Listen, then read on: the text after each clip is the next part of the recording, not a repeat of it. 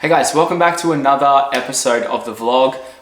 This one comes to you from a completely new angle that I haven't used before. I know you're probably thinking, how does he keep coming up with new angles in his tiny little house? Well, I'm just that good. Recovery is important, right? We all know this, and I'm sure there's all something that we could be doing to level up our recovery game.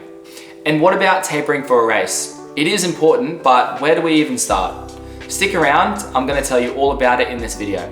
Before we get into it, make sure you stop what you're doing, like this video, and subscribe if you're new to the channel. Now let's get into it. Okay, so what is recovery?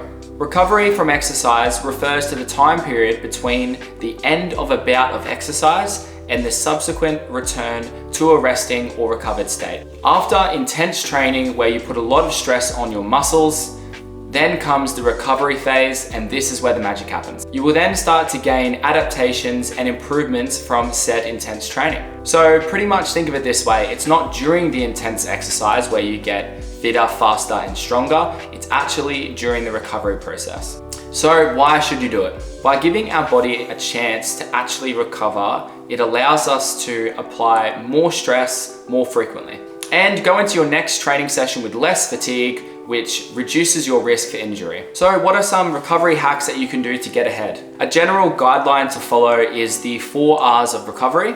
The first one being rehydrate. So this is where you replace the fluids that have been lost and the electrolyte imbalance that was caused from your workout. The second being refuel, where you replenish your muscles' energy stores with adequate carbohydrates. The third being rebuild, where you repair your muscles with adequate protein intake. And the fourth one being rest, where you make sure that your body is getting adequate resting time, so between 7 to 9 hours of quality sleep a night.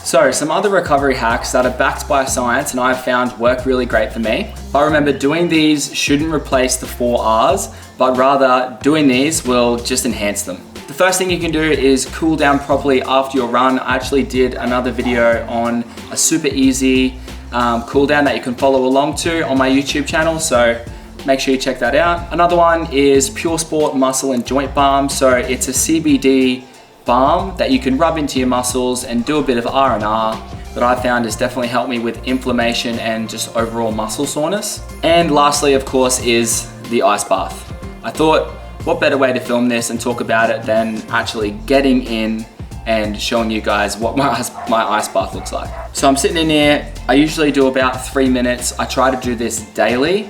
I used to struggle from ITB syndrome, so I used to get really inflamed on the outside of my knee. Well, since doing ice baths, I haven't had any dramas. So I plan to keep this up and get in as much as I can before or after a run. If you are going to strength train that day, make sure that you don't do your ice bath after the strength train, as it can affect your gains. I want you guys to comment down below what your favorite recovery hack is. Before I got in, I measured the temperature, and this one is currently sitting at 2 degrees, a nice icy 2 degrees. Freezing. So I've got another minute and a half, and then I'll see you guys back inside. Can we just take a second to just look at how dope this hat is? LSKD Run Club 5 panel.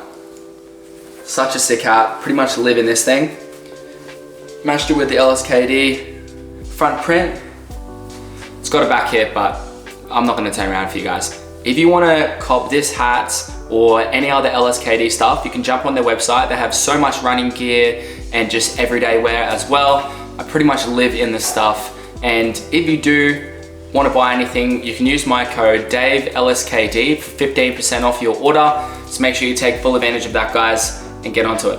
All right, so enough about recovery. What is a taper? Tapering for a race typically involves significantly reducing the volume and intensity that you run 1 to 2 weeks prior to a race day. Depending on what you're training for, a training block can be anywhere between 6 to 8, 12, to even up to 16 weeks for a marathon. So why should you taper? Tapering is a great way to reduce fatigue in your body that you've accumulated over a tough training block. Reducing intensity allows muscle glycogen stores to return to their normal levels so that you're feeling fast and fresh come race day. Basically, you've put in the hard work from your training up until now, and you're not gonna get much fitter in the next 2 weeks leading up to the race. So the focus shifts from I need to get fitter and faster to I need to make sure that I'm feeling fit and fast on the day that really counts. Doing too much during the taper period can really hinder your marathon performance. Your best bet for peak performance is to resist the urge to do more. When it comes to tapering, less really is more. So how do you taper and what are some taper hacks? Tapering, in my opinion, is completely personal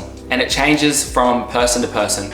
Some people like to give 2 weeks into their taper before the race, some like to do 1, and some people don't even like to taper at all. For me personally, I like to do 1 week out, and that begins with my Sunday long run, which I like to do around 18 kilometers, and I like to throw in some marathon paced efforts in there. Then for the week leading up to the marathon, I like to keep it strictly easy, okay, so only easy running a couple of times throughout the week, just so that I can get the legs ticking over without building any fatigue. I also like to take the recovery protocols that I went through earlier in the video extra seriously. Prioritizing how my body is feeling and just basically setting myself up for success in the best possible way come race day. Comment down below what your taper looks like and what you have found works best for you. That's it for today's video, guys. I hope there was something that you could take away from it. It was just a short, quick one.